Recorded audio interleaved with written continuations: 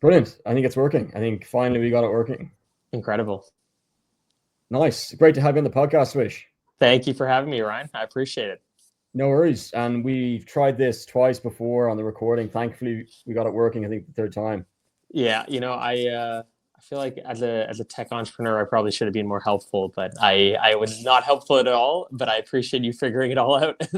No worries. All good. All good. I think it was just, a mixture of a number of things. But yeah, but before we were chatting on the other two, when we were chatting on the other two recordings, I mentioned the F1, your cap, the Mercedes-Benz. We were chatting about the popularity of the sport, and you have a podcast on F1.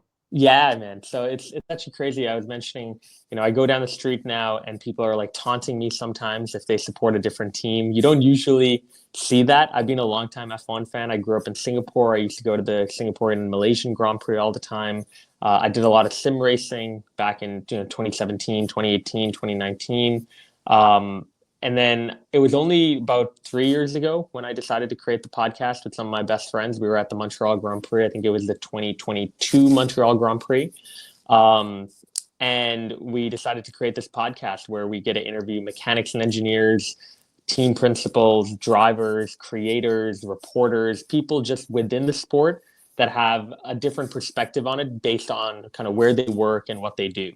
And it's just been incredible to understand like the intricacies, the behind the scenes of the sport overall, and also to be able to just see how popular the sport has become. I just saw that the F1 movie has now become the highest grossing sports movie of all time, which if you asked me, would that ever happen like 5-6 years ago, I would have said no. Wow. I didn't realize that. The soundtrack's great for the film as well. Yeah. Soundtrack's fantastic. I mean, obviously they got Hans Zimmer, which is incredible. But then along with that, to get Brad Pitt, Damson Idris, to be able to get obviously the person who created Top Gun Maverick in Joseph, like what an incredible cast and crew. But also I actually obviously there's certain parts of the movie when I watched it, I was like, okay, this is like a little bit unrealistic. Like I couldn't honestly see this happening in real F1. But there was a lot that I was also like, whoa, like the fact that they showed the engineering side, the fact they showed a little bit about the strategy side to F1. They even talked a little bit about tires and tire management.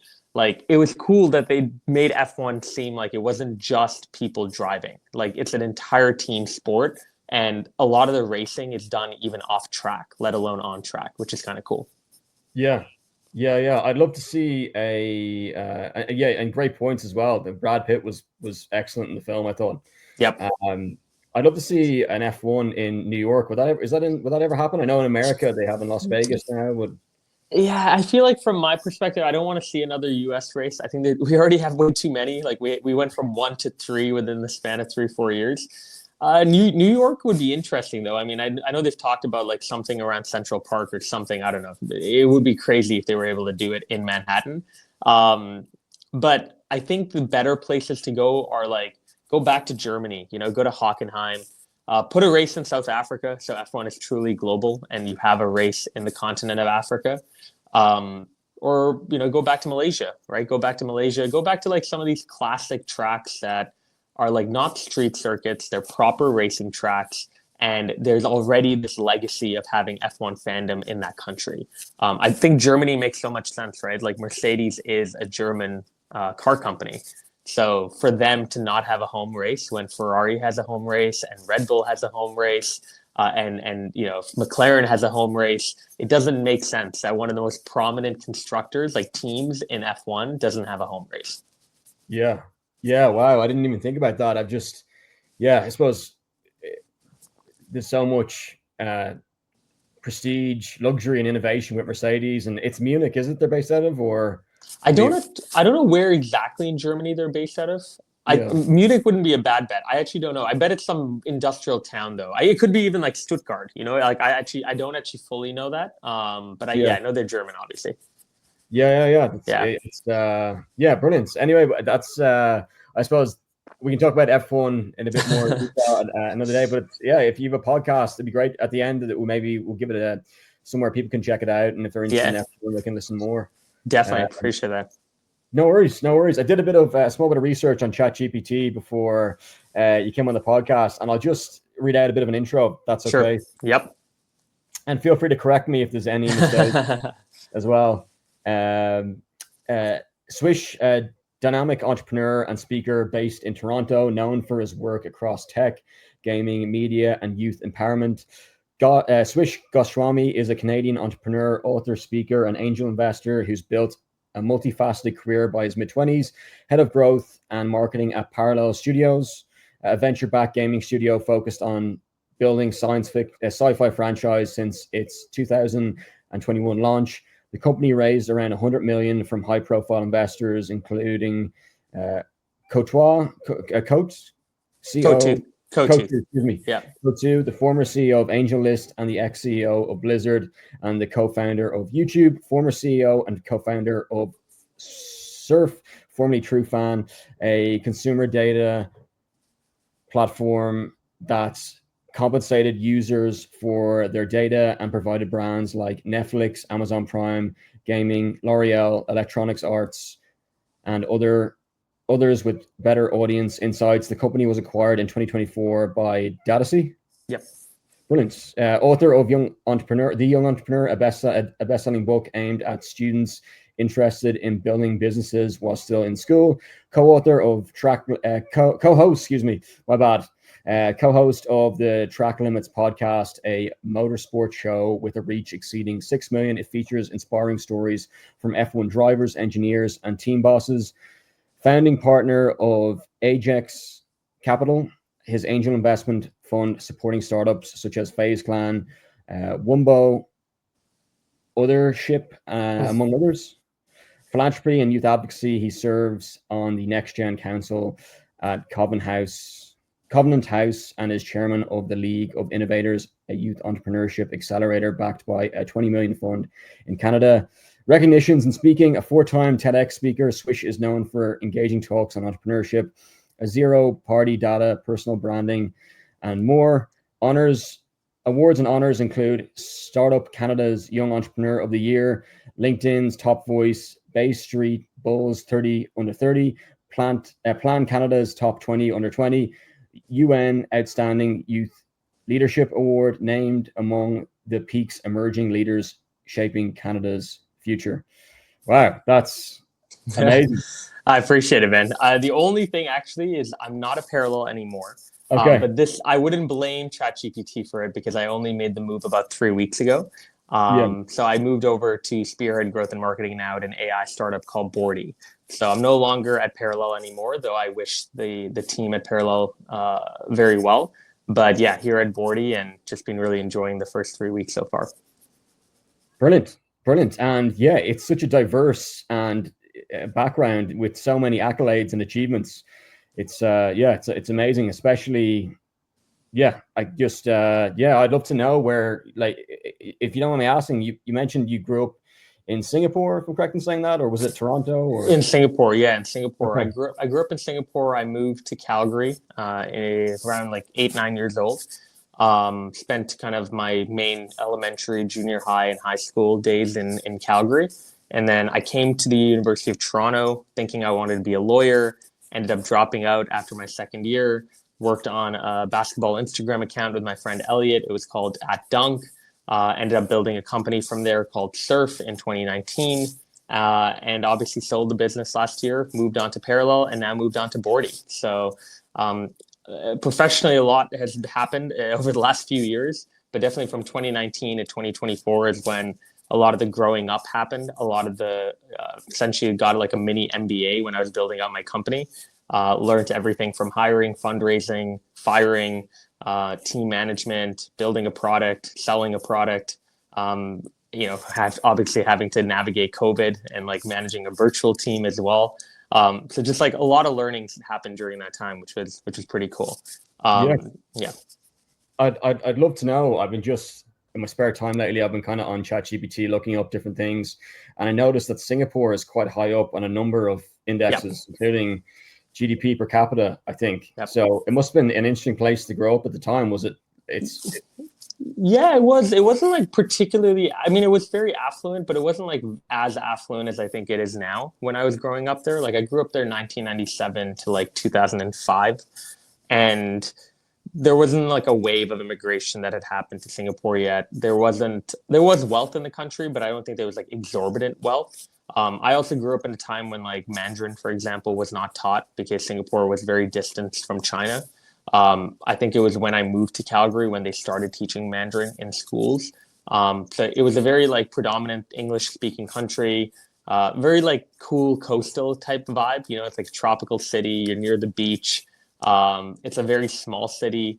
And one thing that Singapore still continues to have is a very high density of people because of how small the country is and how many people are there. It does feel like a jungle at times, but it's a great city. I genuinely enjoy it. The main reason, honestly, why we left is because of military service. At the age of 18, you have to go and serve for 2 years. My brother is about 4.5, 5 years older. So I think parents decided that we're going to go move, not make my brother do that, which was kind of sad because in the process of not doing it, I had to actually give up my PR, and I wasn't also able to get citizenship. So despite being born in Singapore, I'm sadly not a Singaporean citizen. Okay. Sorry to hear that. Hopefully one day you can get a citizenship in Singapore. Yeah, some honorary one would be lovely. If I ever do something for Singapore, maybe they'll do that. Yeah, yeah, the F1 in Singapore and Yeah, an intersection. exactly. Nice. And then you moved to, if you don't mind me asking, what age did you move to Calgary at? So about 9 years old. I think we actually moved initially when I was 8. Then we moved back to Singapore because we hated how cold Calgary was. And then I moved again I think I was 9 years old when we moved like permanently. And that's primarily because of the military service doctrine or rule that came into Singapore. But yeah, pretty crazy to go from like a tropical paradise like Singapore to like minus 35 weather in the winter in Calgary, Canada. So very, very, very different. Yeah, yeah, yeah. Were you spending more time inside and were you get gaming or was it more like, I mean, not gaming as much. My parents gave me like this 1 hour PlayStation time, if you will. So I didn't really get to game too much. But playing a lot of sports, really. Like I'd be spending a lot of time outside with field hockey, soccer, basketball. I debated a lot. I played volleyball in high school. I danced. I did karate. So I just put myself in a bunch of extracurricular activities to kind of fill up time. yeah, amazing. And I know this could be an interesting question or unusual question, but I'd love to know. You mentioned dancing. Is it break dancing or hip hop or? Yeah, no, I appreciate you asking. It was breakdancing initially, and then I went more towards the contemporary side. I think later, as I grew up, my bones weren't able to do what I was able to do before. So yeah, it was really fun. I actually still do it recreationally. I'm not very good compared to all the professional dancers that I dance with, but it's always fun to be able to get into a studio and just break a leg and also like get a good sweat in. Yeah, yeah, definitely. And did you find entrepreneurship around that time as well, or were you always kind of into it? Or Not really. I think I found out about entrepreneurship more later in my life. Like I always thought entrepreneurs were cool. I just never thought that like you could just be an entrepreneur. I thought you had to like come from money or if you had to come up from like a great college and then drop out or whatever. yeah, But yeah, when I was in the University of Toronto, especially my second year of college before I dropped out, I really like looked deep into entrepreneurship. I thought about what the lifestyle could be like. Am I cut out for it? How do I even get started? And you can do all the research you want online, but I actually genuinely believe you can't teach someone entrepreneurship. They just have to learn it by like taking the plunge and doing it. There's so much nuance within entrepreneurship and building a business, especially within the first year, that I just implore people to go and take the leap, try it out. You'll see if you're cut out for it. There's no way you're going to know just by reading a book or watching a video. yeah, yeah. And did you find that, if you don't mind me asking, what was your first being the head of growth and marketing? Before that, did you have an entrepreneurial venture, or did you figure it out in your teenage years, or was it your early 20s, or when was Yeah, it? so I in high school I did dabble a little bit in entrepreneurship. I did a program called Junior Achievement where you're with other like um 16, 17-year olds building a business for 6 months and you see how much revenue you can get. There's an award for the company that does the best, etc. Um, in college, I dropped out. I worked with my friend Elliot to build a business around a basketball account at Dunk. And then in 2019, I built Surf, right? And Surf, before all my growth marketing days, Surf was my baby, right? Surf was the company I co-founded.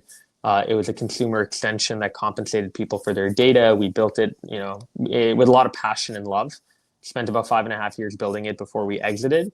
And obviously now I'm kind of not playing the founder role, but I am, the head of growth and marketing before at Parallel, now at Bordy. Feel like I only gravitating towards either working with great companies or great entrepreneurs, and ideally both. And so that's, I think, what I found here with Bordy. Amazing. And you mentioned Elliot there. I think myself and Elliot connected before over on Instagram. Dunk was, I remember the page. It was just, it felt like it had so much distribution.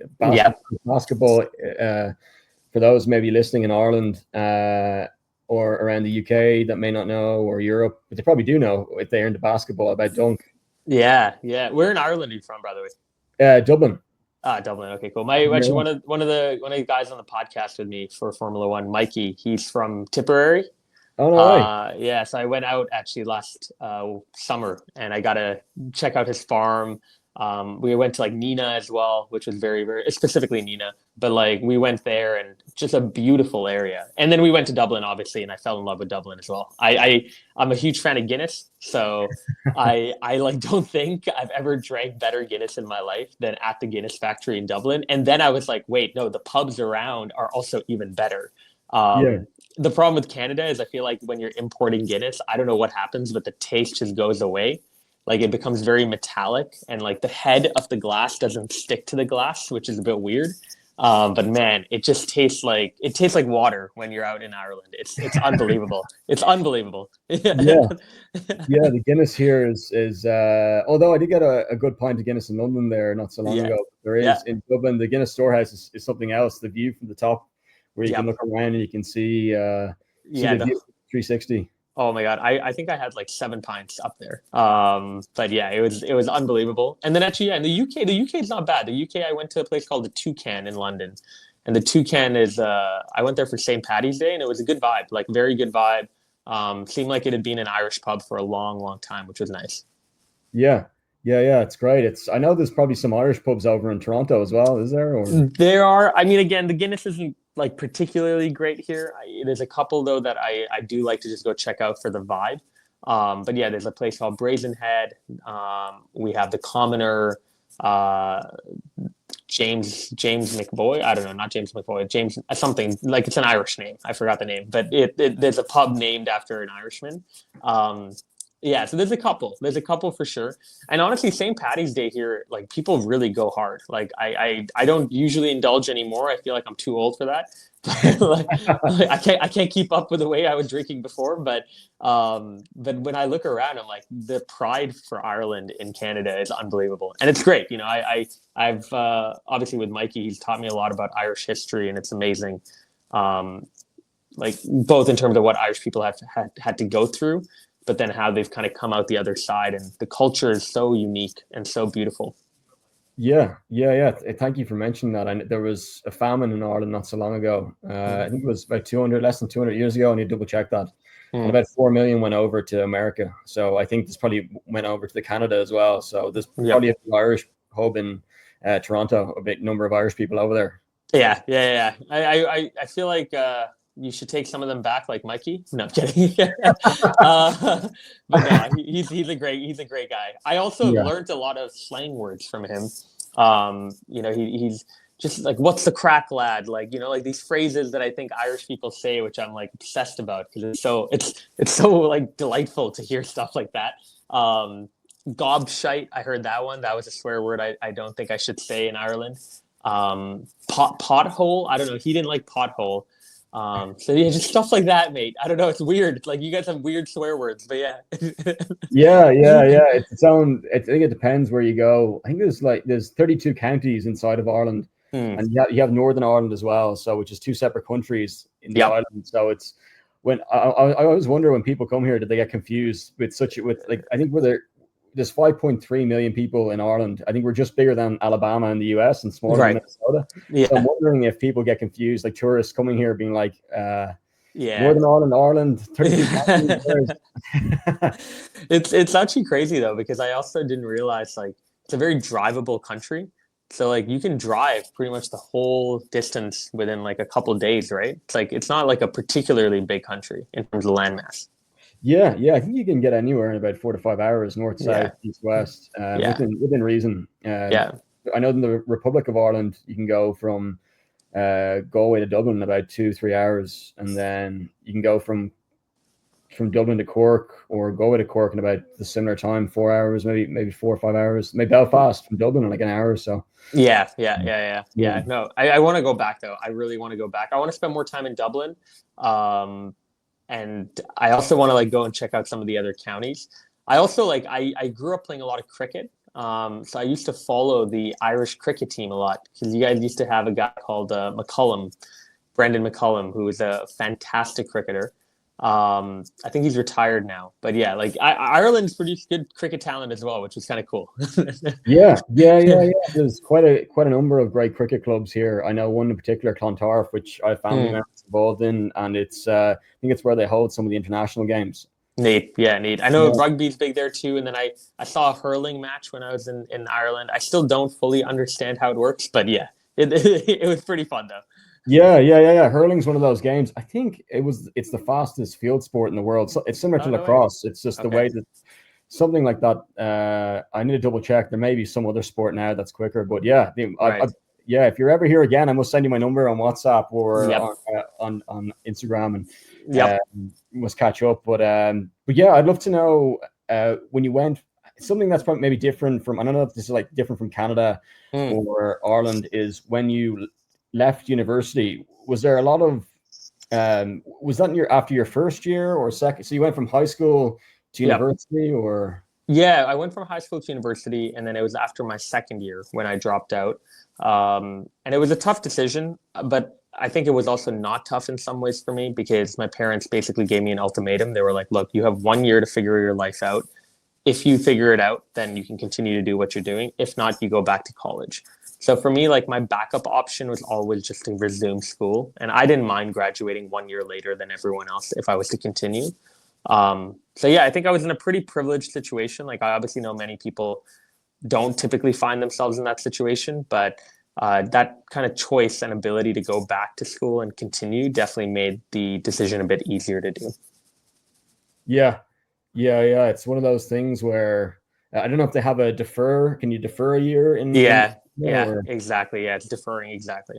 Yeah. It's one of the, and when you were noticing, if you don't mind me asking, before you left or university, were you noticing that? Were you focused on your studies, and did you find that your entrepreneurship, and maybe for those listening, it could be good to just quickly define entrepreneurship if they never heard about it before. Maybe they have now. Just look, the first thing there from Oxford Languages is a person who sets up a business or businesses taking financial risks in the hope of a profit. And that's just the first definition I looked up. But there's maybe people studying in university that aren't aware of entrepreneurship. Yeah. I think so. My definition of entrepreneurship is you take an idea that you have and you build it into a business, right? You build into a business where you provide a service, you provide a product, someone pays for it. That, in my opinion, is just entrepreneurship in a nutshell. We talk in entrepreneurs, in the entrepreneur circle, you talk a lot about product market fit, which is like something every entrepreneur wants, right? You want to build a service or a product where there's clear fit between what your customers want and are willing to pay for and what you can provide. And the key word actually being willing to pay for. Just because someone thinks you have a cool idea does not mean anything until they're willing to take their wallet out and pay for it. And so that's the key definition of product market fit. And like probably one of the most integral parts of entrepreneurship is trying to get to product market fit as quickly as possible. Yeah, I'd love that. Trying to find a good or service that fits the market and what consumers want. Yeah, exactly. And are willing to pay for it. Willing to pay for it. Yeah. And did you find that you've done a number of different ventures now? Did you find those businesses? And if you don't mind me asking, I saw a video about Casey Neistat, and he was chatting about, is a project or a business? There's always those two things where, is this a project or a business? Yeah.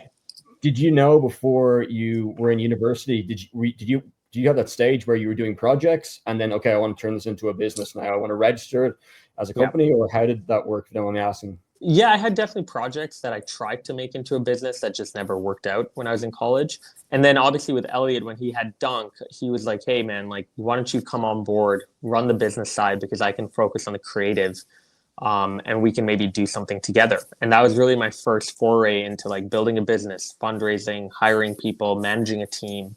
And so that was very cool. But obviously, like I knew Dunk wasn't mine, right? Dunk was created years before I'd even joined. So that's why I kind of really wanted to go and build something of my own. And that's when I had the idea for Surf, which was back in the day called TrueFan.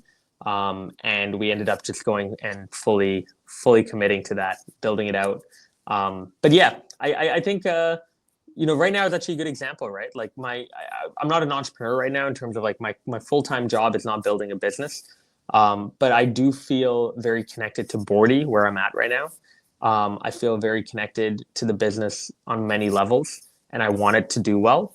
And then I do have projects on the side, right? Like I think Track Limits is actually a good example of a project. It's not a business really. Like I'm not looking to make a lot of money from Track Limits. It'd be nice, if we're continuing to bring on sponsors to kind of break even so that I'm not spending a lot of money on Track Limits. But I kind of treat Track Limits like a project. So I do agree with that kind of differentiation between a project and a business.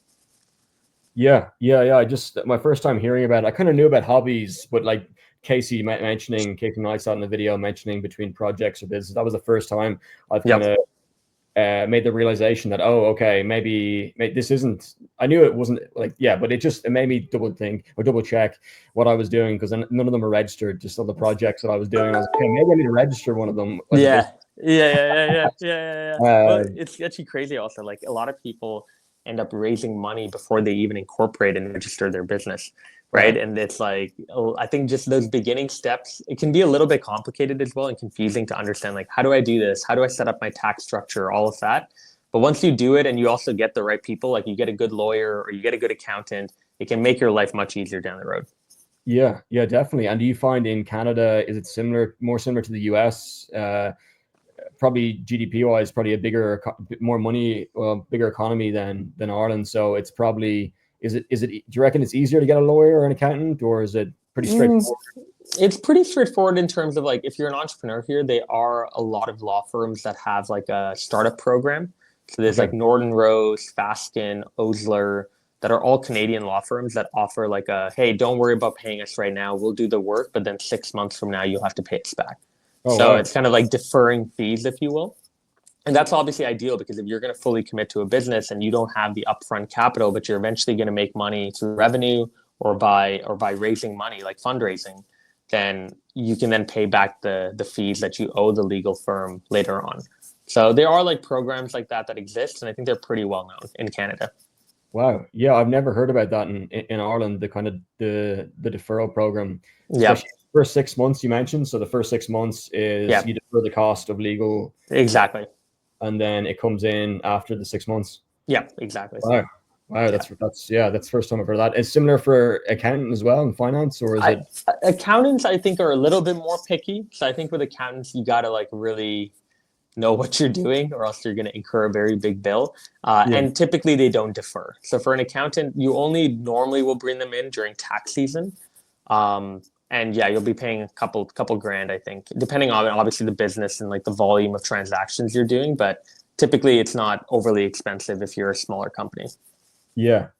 Wow, that's great. It's those the key things that enable entrepreneurship in different countries, like Canada compared to Ireland, is probably Yep. I know we're gone off a bit topic here from your story, so we'll go back to it in a sec. No. It's great. I think about 50%, and I didn't study. Well, maybe yes, I did, but economics. But like 50% of the Irish economy, I think, is multinational corporations. So I'd love to see a bit more digital entrepreneurship or enablement of entrepreneurship here. Yeah, I think trust me, I'm also like trying to push for it in Canada even more. I think from the outside looking in, Canada looks good from an entrepreneurial perspective, but then you come in and you build a business here and you realize like a lot of the government programs are antiquated. They don't work anymore. They're not built for where entrepreneurship has gone. In terms of like our grants and fundraising capabilities, we're pretty limited. Like I think Canada as a country actually does less investment in private companies than California does in 1 month. Like Canada in 1 year does less VC investment than California in 1 month. So that's staggering in terms of like how different the volume is in terms of how much money is going into private companies in Canada compared to the US. And then also taxes. We are we are not incentivizing entrepreneurs in this country when you have a 55% capital gains tax, when you're taxing people that are making over $100,000, you're taxing them at a minimum of 40%. So, again, there's pros and cons to taxation. I can definitely see the bigger picture, but I also do see the idea of like many people that I know are building businesses and then leaving Canada. Like they're like, I can't stay here anymore. I'm going to continue to build this business out of Barbados or out of the US and like a particular state that has a very good income tax law. So I don't want to lose talented people. I want talented people to stay in Canada. So I think the tax code does need to change a little bit to incentivize that. Yeah. Interesting. That's probably. It's fascinating when you look into it, all about entrepreneurship in different countries. And you mentioned the California, the amount of transactions compared to Canada is just, it's something else. Staggering. It's just staggering. It blows my mind. But we'll get there. I think there are signs that Canada is continuing to remember its value. There's obviously certain pockets of Canada like Toronto and Vancouver and Calgary where entrepreneurship is thriving, and they are like good incubators and accelerators and places that you can build a business, get a grant, and immediately start to hit the ground running. I just think we need to spotlight entrepreneurs more. We need to fix the tax code. And hopefully we also just need to incentivize people at a high level to just stay in Canada, to build in Canada. Don't leave, try to stay in Canada, build here. And then hopefully if you do well, you continue to stay here and you continue to contribute to our society here. Yeah. Wow. Yeah. It's exciting times for Canada. Yeah. I'm very patriotic. Yeah, and you believe you got a new president as well this year, last year, was it? Yeah, we got a new prime minister. Prime Minister, excuse me. Yeah, no, you're good. Prime Minister Mark Carney. So same party as Justin Trudeau, the Liberal Party. But yeah, I don't really tune in too much on the federal side. I think like obviously I vote and I'm very well informed during the election time. But then afterwards, I kind of realized like most of the decisions the federal government makes honestly doesn't really affect me. I feel like I'm a little bit more in tune though with my local politicians, like my mayor and my premier, like our provincial governor, if you will. So I'm a little bit more in tune with that because I feel like municipal and provincial politics probably affects me more than the federal side. Okay, nice. And I'd love to, just for chronological order, what year did you finish high school at Swish? I finished 2015. 2015, and then you would have started Dunk. You left university and started Dunk in 2017, or with Elliot at 2017. 2017, exactly. Yep. And then True Fan was 2019. 2019. Yep. COVID, the global pandemic, in the midst of starting a business. Yeah, it was terrifying. It was also like at the same time though, digital products and digital platforms were booming during COVID because nobody could go outside. So like if you were building a product within that space, you were actually doing fairly well. And our product obviously was around browsing data. So like download an extension, you know exactly what you're sharing, you have management and control over what you share, and you get compensated for the data you share. But obviously, if you're sharing more data, you're going to earn more. And people were mainly browsing on their laptops far more during COVID than outside of COVID. So I think for businesses like us, it actually was, at a high level, a good thing. Albeit like the mental health side and like managing a team and everything was definitely quite difficult. Yeah. Was it all work from home? Yeah, all work from home. Everyone, we didn't even go back to the office after COVID. Okay. We just adopted a full remote culture. Wow. If you don't mind me asking, were like 20% of your team or 80% of your team in like suburbs or the city? Or? Yeah, I think it was mixed. I think it was like 50-50. I think like half of us were definitely in the city and then half of us like out in suburbs. Wow. Yeah. And you co-founded that, if correct in saying it? Yep. CEO and co-founder. Yeah. Do you have a CEO, CTO as well? I was a CEO. I had a COO, which was Onik, my co-founder. But yeah, we had a CTO, we had a head of customer success, we had a head of marketing. So, yeah. Nice. And just for maybe people that are listening from Ireland and maybe aren't aware of you, Swish, probably a lot of people are, but maybe they aren't. If you don't mind me asking, what age are you currently? I'm 28 now. 28. Brilliant. So you was, if you don't mind me asking, it would have been 1997 you were born? 1997. Yep. Yeah, 1997. Yeah. Wow. The amount of the amount of work you've done, amount of achievements before the age of 27 is just incredible. No, I appreciate it, mate. Yeah, I've been trying to pretty much work my whole life on something that I'm passionate about. Obviously, have found that in different aspects of life, but yeah, I'm very, very excited. I do have to jump, sadly, to another call. No worries. If that's cool, Ryan. But Yeah, all good, all good. We're Yeah. we're on 35 minutes now, and we had two different kind of blackouts. Yeah, but we got it done. But we got it done. I'm glad. Yeah. We I'd look persevered. first, real quick before you go. Is there any advice you'd give to your younger self if you were to look back? Ooh. That was maybe 5-10 years ago, or Yeah, I think just don't sweat the small stuff. You know, everything will work itself out. I felt like when I was a kid, I was very anxious about like my future, where I wanted to do things, what I wanted to do, who I wanted to do it with. I just find like it's easy to fall into a trap where you start questioning just everything about your life because you just don't feel adequate enough. But just keep remembering every single person that ever did anything significant started off not knowing what the hell they were doing. And most likely, while they were even building the thing that was significant, had no idea what was happening. So the smartest people that you might think have everything figured out in life probably don't. Everybody's figuring something new out. And when I sold my company, I was like, what's next? And I went back to literally like scratch. I went down to zero to understand what I wanted to do next. And that was a very terrifying moment after 5.5 years of literally knowing what I was doing every day. So just remember, you don't have to compare your life to someone else's. Don't sweat the small stuff. Enjoy the work you're doing. Take a lot of meaning and purpose from it and put your head down and work, and hopefully good things will happen. Brilliant. Thanks for coming on the podcast, Swish. No, thank you, Ryan. Appreciate it. See you later. Bye now.